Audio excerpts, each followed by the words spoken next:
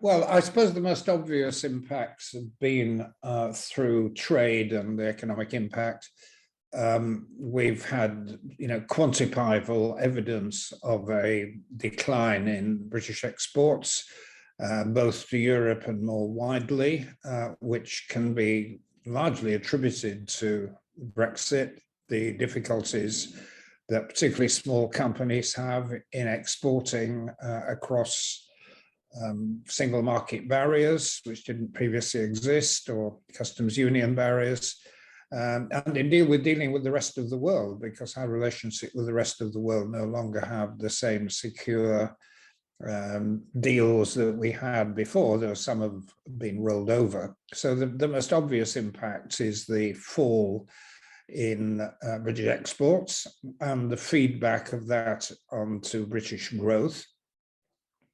The second impact, which is, again, quantifiable, is what's happened to private investment in the economy. Fixed investment was rising fairly strongly in the earlier part of the last decade and then tapered off.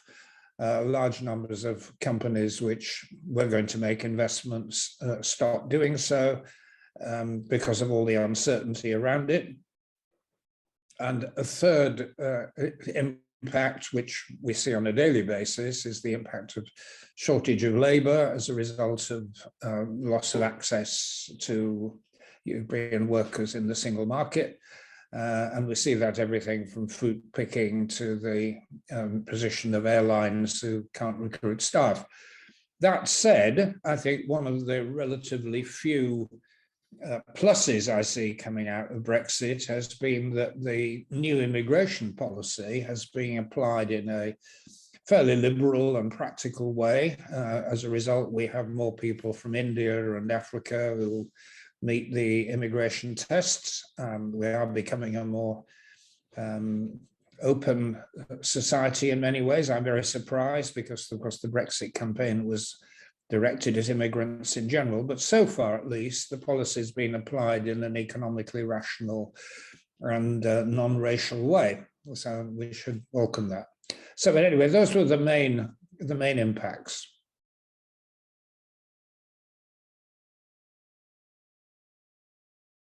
Well, I think the first is recognizing it's going to be difficult.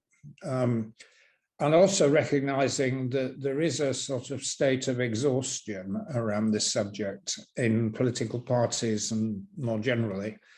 I meet a lot of people who say, well, it was a bad mistake and nothing we can now do about it, just want to get on with our lives, make the best we can. That may be rather defeatist, but that's the way it is. And it's very striking that both the Labour Party and the Lib Dems, who I support, have been quite reticent to make strong comments on the subject.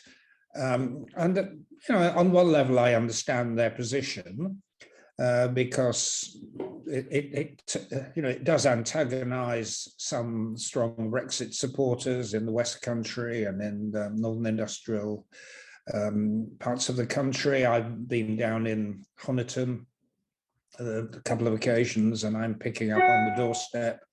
The Lib Dems want to take us back into the European Union. We're not going to vote for you after all, kind of sentiment. So there is a sort of caution about stirring the whole issue up again. And also, I fear, a recognition that going back into the European Union, even if there were a public mood for it at the moment, would be very, very difficult. The European Union governments are, I think, pretty fed up of the way the British have behaved.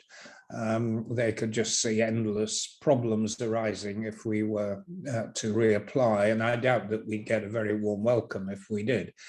So I think we have to recognise in the short run, not a great deal is going to happen around re-engagement with Europe. I think the way it can happen and should happen is, first of all, by probably a change of government, so that it's very unlikely this government will do anything, is by looking afresh at some of the economic associations, the customs union, the single market, and seeing whether the next government can take Britain within those structures, leaving which was damaging. I think that is the main step forward. I think also we need a framework within which to discuss this nationally. And I would suggest we start discussing how to get a phrase like how to get a better deal. I think rejoining the European Union is not a runner, but getting a better deal probably is.